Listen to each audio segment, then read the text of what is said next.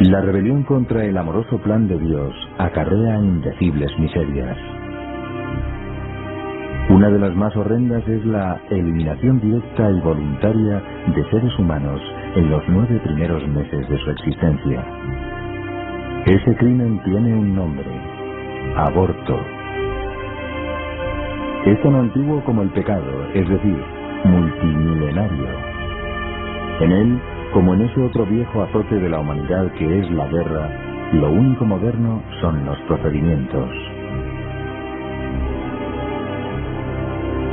Tan eficaces han llegado a ser las técnicas abortivas que ocasionan, en un solo año en el mundo, más víctimas que la Segunda Guerra Mundial, que llevó a la tumba a 50 millones de personas.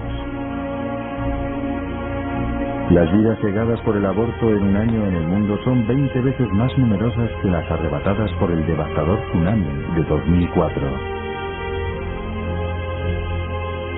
En España, en 2003, abortaron cerca de 80.000 mujeres, una media diaria superior a los 200 muertos de los atentados terroristas del 11M en Atocha.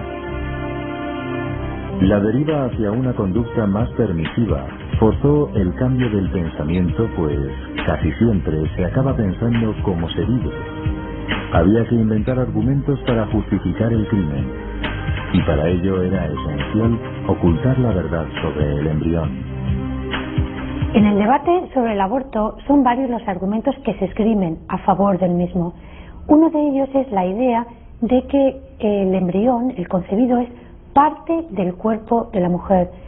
Esto, sin embargo, creo que es científicamente demostrable que no es así. El ser humano es un ser independiente desde el primer momento de la concepción. Lo primero que tenemos que definir es cuándo comienza la vida, porque desde allí parten muchos interrogantes.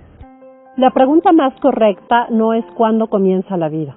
La vida comenzó hace millones de años a la primera materia orgánica que se llamaron los coacervados. Eso sucedió hace millones de años. Cuando nos referimos solamente a la vida humana, por ejemplo, una célula tiene vida humana, pero no es un ser humano. Aquí la pregunta más precisa, que yo creo que es lo que nos inquieta a todos, es cuándo inicia la vida de un ser humano. Un gen es un pedacito de DNA que es el material de herencia que tiene que ver con una cierta característica. Por ejemplo, hay un gen del color de ojos. Entonces, el conjunto de genes que nos forma se llama el genoma humano. Es un conjunto de recetas que imaginemos que lo tenemos empastado en 46 libros de la herencia. El material de herencia que tengo yo es lo que me hace, por un lado, pertenecer a una especie y me hace ser único e irrepetible en esta especie. El esposo deposita en el cuerpo de su esposa millones de espermatozoides.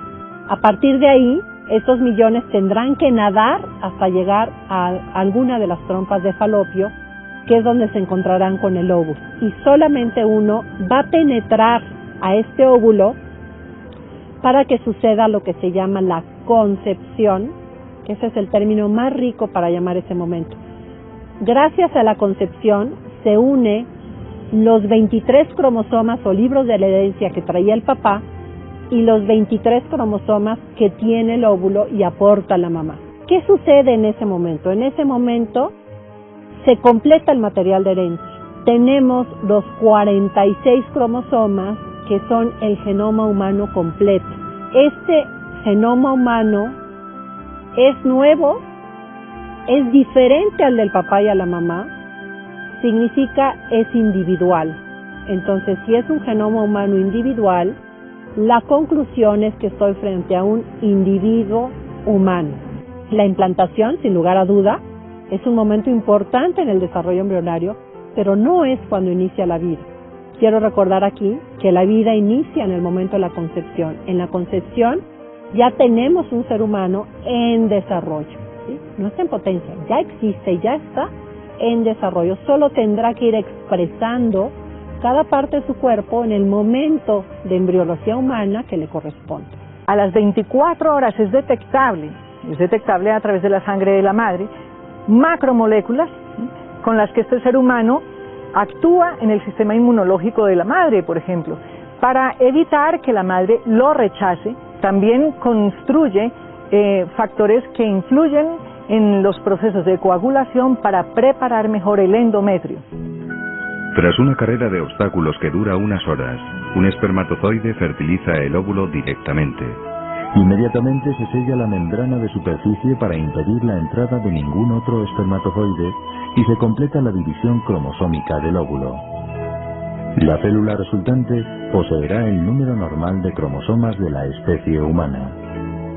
Esa nueva célula, llamada cigoto, comienza a operar como un ser totalmente nuevo, distinto de su padre y de su madre. En las horas y días siguientes a la constitución del cigoto, las células aumentan de modo asombrosamente coordinado, tanto en cantidad como en calidad, alcanzando formas biológicamente más complejas. El genoma del cigoto revela la pertenencia de ese individuo a la especie Homo sapiens. Los datos biológicos son fundamentales para indicarnos que a partir de la fecundación, la nueva estructura que se forma ya tiene todas las características propias de un nuevo individuo humano. ¿Por qué? Primero, porque en la fecundación se consigue un nuevo patrimonio genético que va a determinar por completo, desde ese momento y hasta el final de la vida, toda la estructura biológica completa, incluida la determinación del sexo. A partir del momento de la fecundación, ya el embrión que aparece, el cigoto, ya es o masculino o femenino. Pero es que además, a partir de ese momento, a partir de la fecundación, se dispara un proceso que ya no se puede detener. Es un proceso totalmente continuo que terminará con la muerte del individuo. La muerte ya sea accidental, ya sea provocada. Pero no hay ninguna discontinuidad, no hay ningún momento en el que podamos decir antes era algo prehumano y después ya tendríamos un ser perfectamente humano. No, ese momento únicamente viene dado por la fecundación. Así pues, la biología demuestra que ese embrión es un individuo de nuestra especie desde el primer momento. Y si es individuo humano, ¿cómo podría no ser persona humana? Desde la fecundación disfruta de una nueva vida que no es la de su padre ni la de su madre, sino la de un nuevo ser humano que solo necesita tiempo y alimento para convertirse en adulto. ¿Y cómo llegaría a ser humano si no lo hubiera sido desde el primer minuto? Y si es humano es tan persona como nosotros, pues comparte nuestra misma naturaleza. Esa naturaleza no se adquiere ni disminuye gradualmente, ni se pierde por enfermedad, accidente o discapacidad.